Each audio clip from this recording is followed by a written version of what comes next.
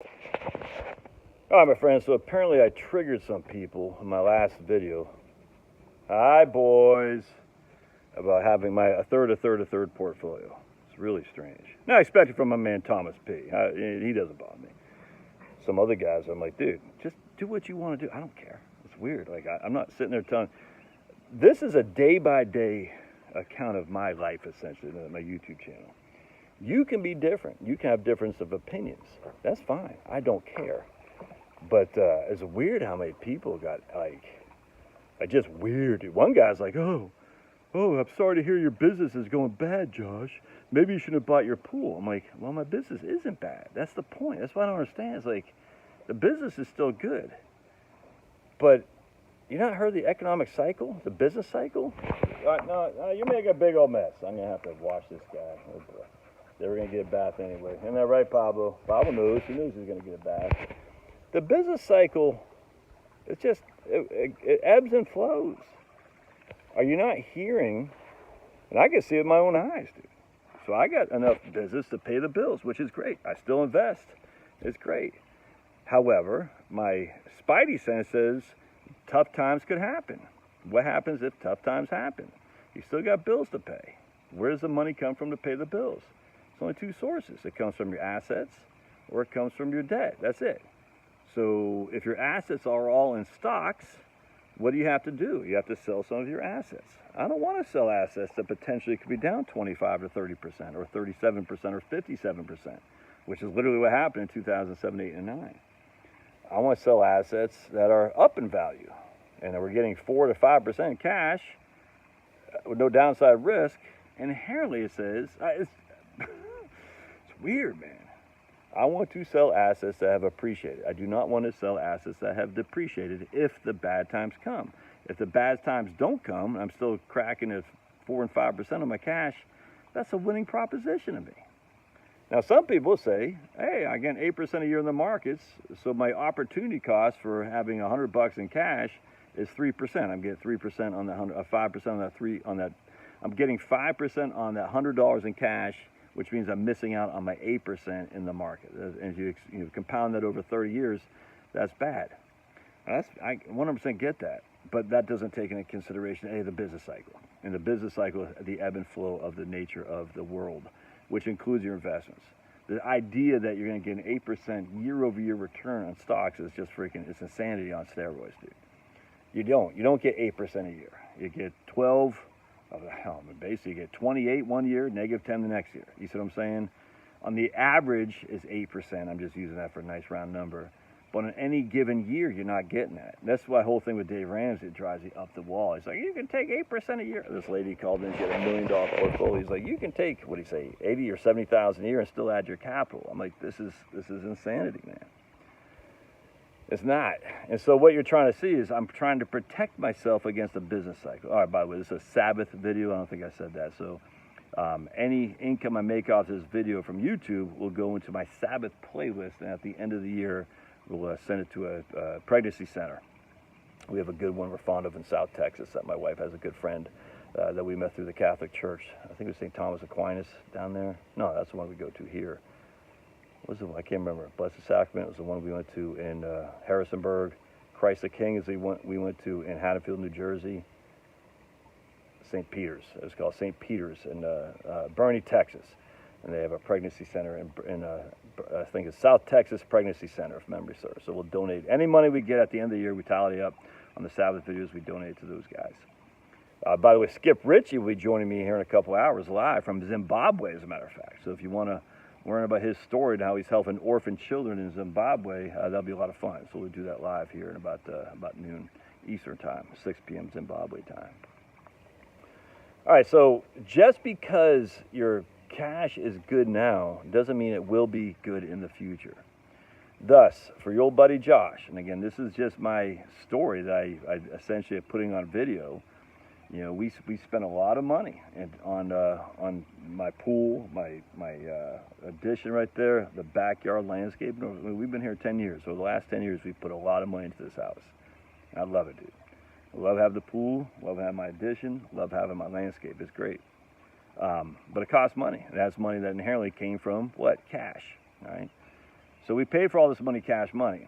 Then last year, we got hit with a pretty big tax hit. And I was prepared for it, but not to the extent that the tax hit happened.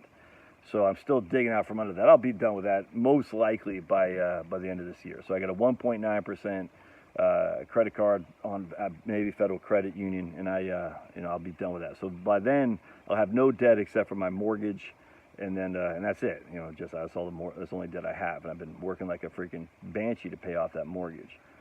All right, but that's great. But my cash is minimized. You see what I'm saying? With all the expenditures and cash, the cash is minimized. So now you got to raise cash if things go south. I still got enough income from my business operations paying the bills.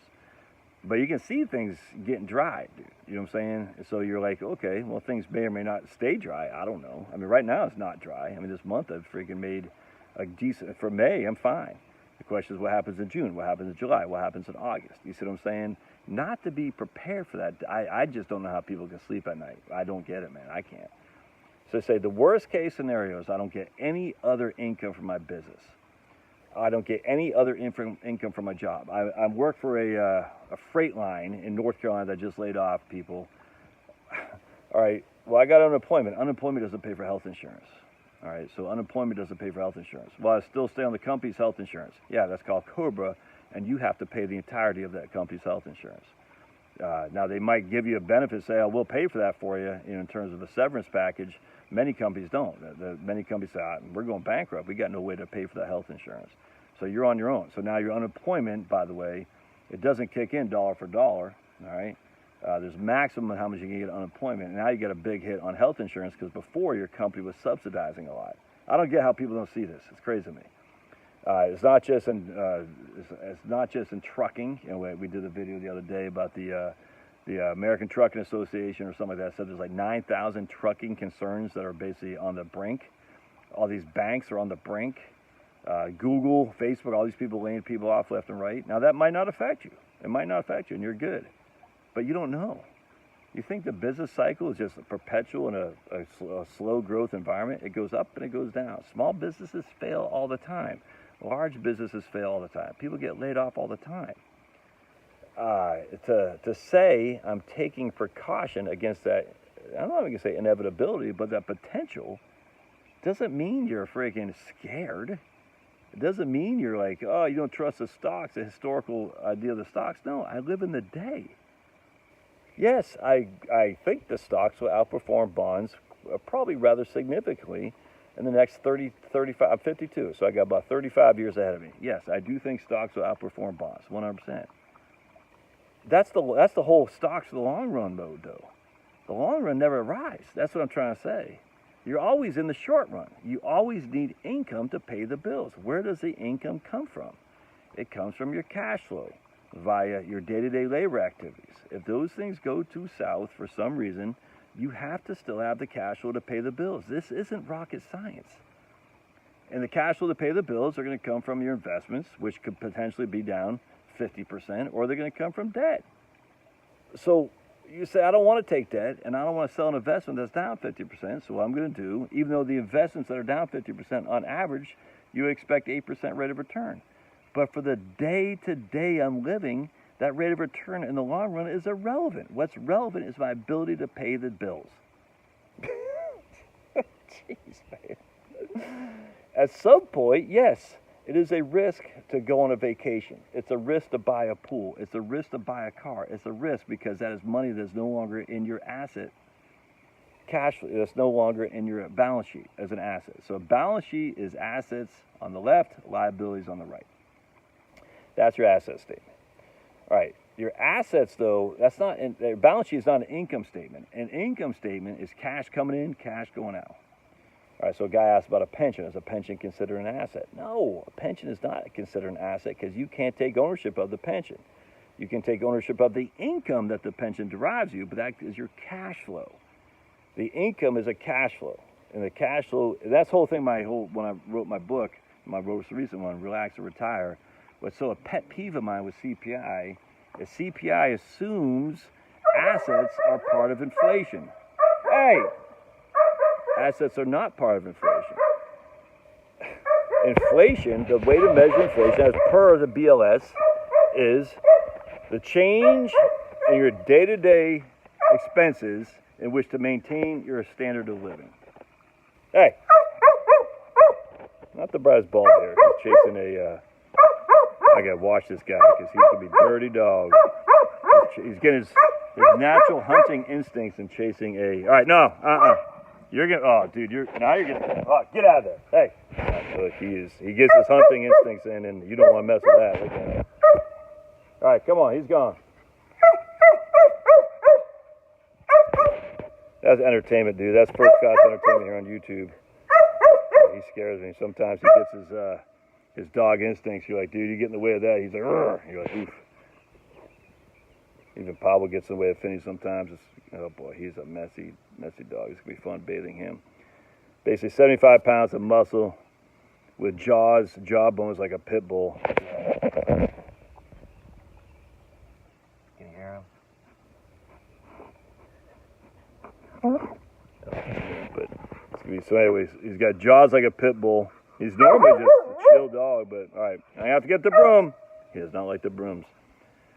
Anyway, so what is it called? Being forewarned is forearmed. People are like, oh, you're negative on America, you're negative on the markets, blah, blah. No. It's called being a prepper. I'm cautious. And if the cash flow stops, I want to have enough money. All right. I have to take care of this knucklehead.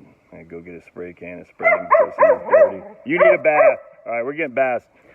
Anyway, so do what you got to do. I don't care.